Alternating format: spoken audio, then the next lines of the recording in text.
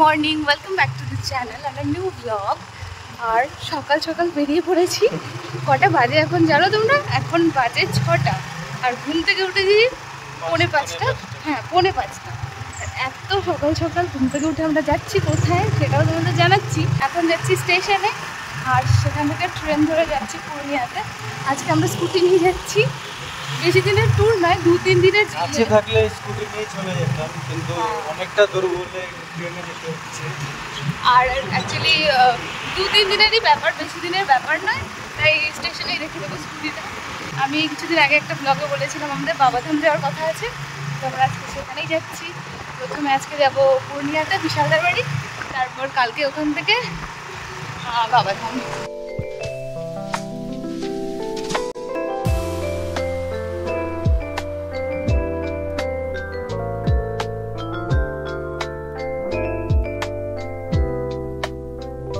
ট্রেনে উঠে পড়েছি আর ট্রেন ছেড়েও দিয়েছে। এই যে অভি, কেমন লাগছে তোমার এবার পূর্ণিয়া যেতে? Mix feeling. মানে এটা কেমন লাগছে? মানে পূর্ণিয়াও যাব, বাট বাড়ি তো যেতে পারবো না, তাই ডিফারেন্ট। হ্যাঁ, ডিফারেন্ট ফিল হচ্ছে, বাট আস্তে আস্তে আমরা এটা যাচ্ছি, তো ওই মেন্টালিটি নিয়ে যাচ্ছি। আর আস্তে আস্তে এই ব্যাপারটা নিয়ে আমরা একটু ইউজড টু হয়ে যাবো যখন একবার যাওয়া আসা করবো, তাই না? চলো, সব ভালোভাবে হোক, জার্নিটা ভালো হোক, তাই না? এবার পূর্ণিয়া পৌঁছেই তারপর ব্লগ করবো। আজকে দিনটা এরকমই টুকটাক ব্লগ করবো। এই পুরো ব্লগটা কন্টিনিউ হবে, মানে পুরো ট্রিপটা একটা ব্লগে আসবে। আজকে ট্রেনে কিছু খেতে পারবো না, কারণ আমাদের পুরো নিরামিষ, আমাদের খাওয়া যাবে না। আমরা পূর্ণিয়া পৌঁছে গেছি। এরপর ওই দিনটা আর সেরমভাবে ব্লগ করা হয়নি। তারপর রাত্রিবেলা বিশালদা অফিস থেকে ফিরে আমাদের সবাইকে একটু লং ড্রাইভে নিয়ে গেল। দিনটা ছিল গণেশ চতুর্থীর সময়, তো তাই পুরো সাজানো ছিল রাস্তাঘাট, বেশ ভালো লাগছিল। Hi guys, good morning. এটা পরের দিন, কালকে আমরা পূর্ণিয়া পৌঁছেছি। এই যে অভি সকাল সকাল ঘুম থেকে উঠে গেছে। এখন কিন্তু ভোর 5টা বাজে, তাই না? এত সকালে আমরা ঘুম থেকে উঠেছি, একটু ব্যালকনিতে চলে এসেছি।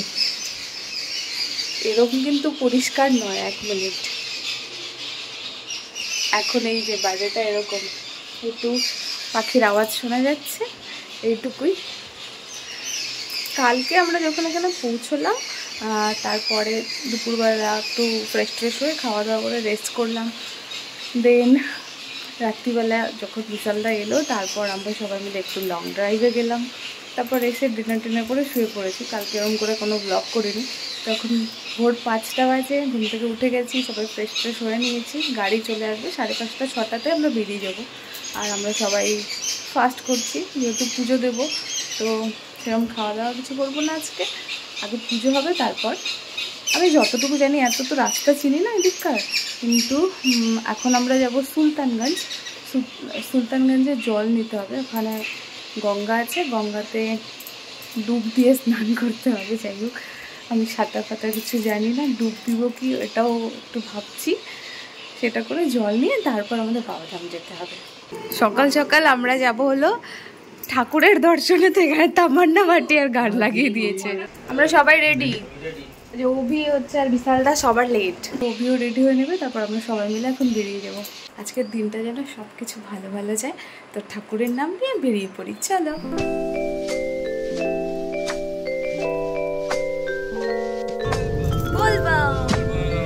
বলো বলো।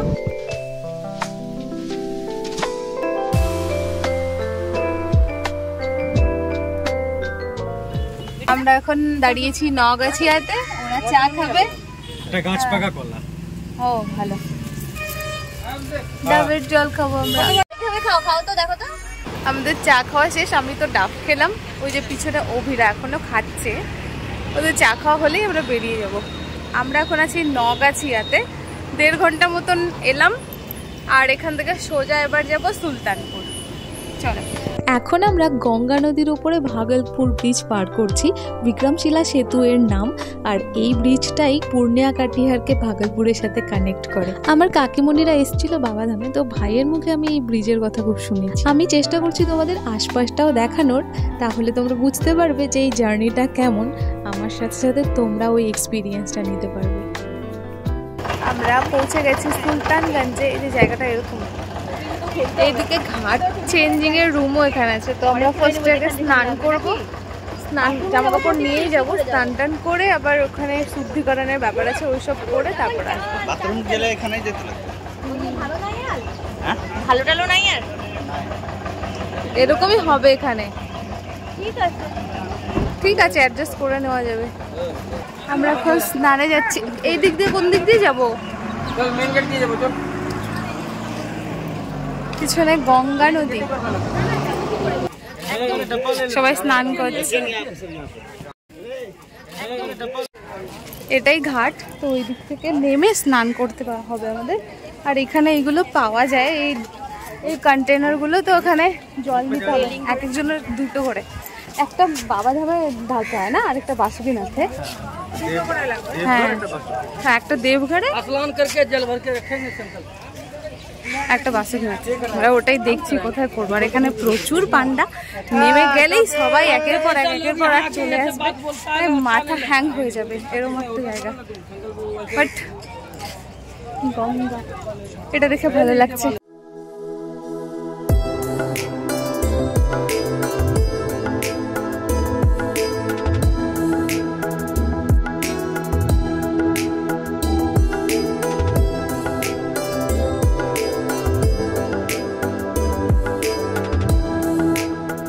স্নান কমপ্লিট। যে পুচকো স্নান করে দিছে। ওই যে ওরা দুজনে 11 বার ডিপতে নিচ্ছে। 11 বার কি এমনি নিতে হয়? আমি তো 6 বার নিয়েছি বাবা, আমার হালত খারাপ হয়ে গেছে। সাঁতার জানি না তো, তাই জল থেকে অনেক বেশি ভয় লাগে। আমাদের স্নান হয়ে গেছে আর আমরা চেঞ্জও করে নিয়েছি। সুলতানগঞ্জ থেকে ছিল 105 কিলোমিটার, 2-2.5 ঘন্টা মতন লাগবে।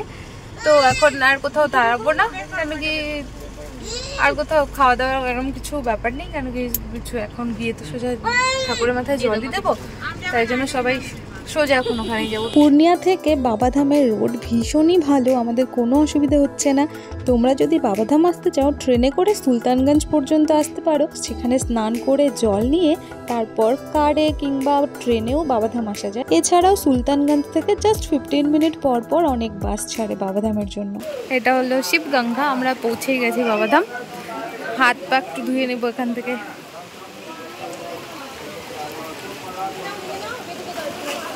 আমি একটু পা ধুয়ে আসি।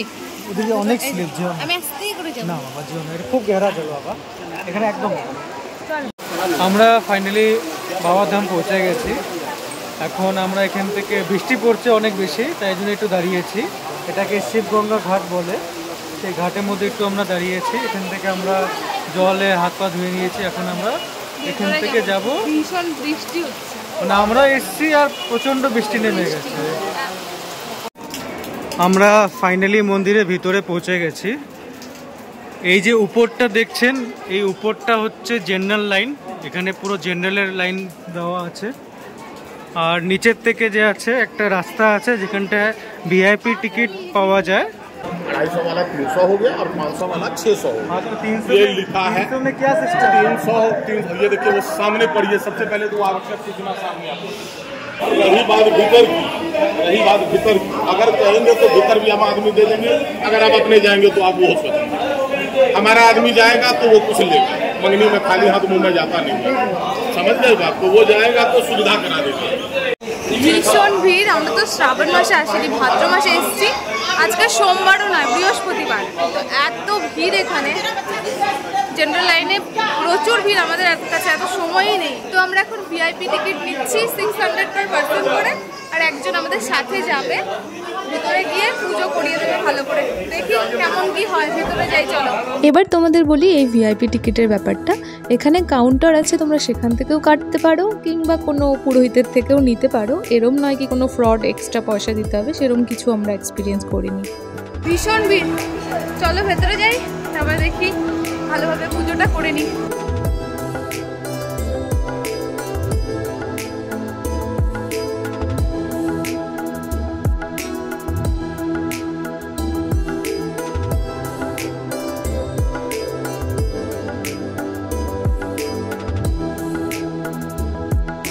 আমাদের জল ঢালা হয়ে গেছে। অবস্থা দেখতে পাচ্ছ আমাদের প্রচণ্ড বাজে অবস্থা, ভিতরে ভিড় অনেক বেশি ছিল। তাও আমরা কেমন করে হোক ঠাকুরের ভালোভাবে জল দিয়েছি। ভালো কি আমরা কারোর পায়ের তলায় চাপা পড়িনি। ভিতরে খুব ভিড়, মানে অনেক ভিড়, বলে বোঝানো যাবে না এত ভিড়, আর নিজেদের সামলানো তো মুশকিল। এখানে কত লোক, মানে আপনি আইডিয়া করতে পারবেন না, 4 ডাবল ভিড় ওই ঠাকুরের ভিতরে। ফাইনালি পুজো কমপ্লিট হয়ে গেছে। আমরা এখন এখান থেকে বাসুকিনাথ বেরোবো। আমাদের পুরো গ্রুপের কমপ্লিট। এখন একটু আমরা বাড়ির জন্য জিনিসপত্র নিলাম, টুকটাক প্রসাদ এইসব। এখান থেকে যাবো বাসুকিনাথ। কটা বাজে এখন? 3:45 বাজে। আমরা বাড়ির জন্য সবার জন্য প্রসাদ নিয়ে নিয়েছি। একদম পুজো ভালোভাবে দিয়েছি, কিন্তু খুব অ্যাডজাস্ট হয়ে গেছে বাবা। মানে এ তো অ্যাকচুয়ালি এর হাত থেকে অ্যাকচুয়ালি পড়ে জলটাও পড়ে গেছিল, বাট আমার কাছে একটা জল ছিল, আমি ভাগ্য বলে পড়িনি। ঠিক আছে, এখন এখান থেকে বেরোচ্ছি, বাসুকিনাথ যাব। এখন 3:45 মতন বাজে। আমরা এখানে দেরি করছি না, কারণ তাড়াতাড়ি যাবো তো আমরা ওখানে আজকে পুজো দিতে পারবো। তাই এখন বেরোচ্ছি, আমরা বাসুকিনাথে গিয়ে দেখা হচ্ছে। চলো। আবার সবাই গাড়িতে উঠে পড়লাম। একটা কথা না বললেই নয়, সুলতানগঞ্জ থেকে বাবাধাম আর বাবাধাম থেকে বাসুকিনাথ একটু পর পর এমন সুন্দর ল্যান্ডস্কেপ চেঞ্জ হচ্ছে। দেখো, ত্রিকুট পাহাড়ের পাশাপাশি আমরা যাচ্ছি আর মুগ্ধ হয়ে দেখছি। আমরা এখন বাসুকিনাথ পৌঁছালাম। এটা এখান থেকে এন্ট্রি হয়। এই যে মৌ, আজকে সারাদিন একদিকে অনেকটা টাইম গেল আমাদের। এই পুরো হচ্ছে অনেক কিছু, যেগুলো ভেবে ভেবে এসেছিল। এই যে এটাই হলো। ওইরকমই তো লাগছে না যে আমরা ওইটাই নাকি ওই দিকটাই ছিলাম না, এটা অন্য জায়গা। ফাইনালি আমরা চলে আসছি এখানে। বম বম ভোলে বল বল।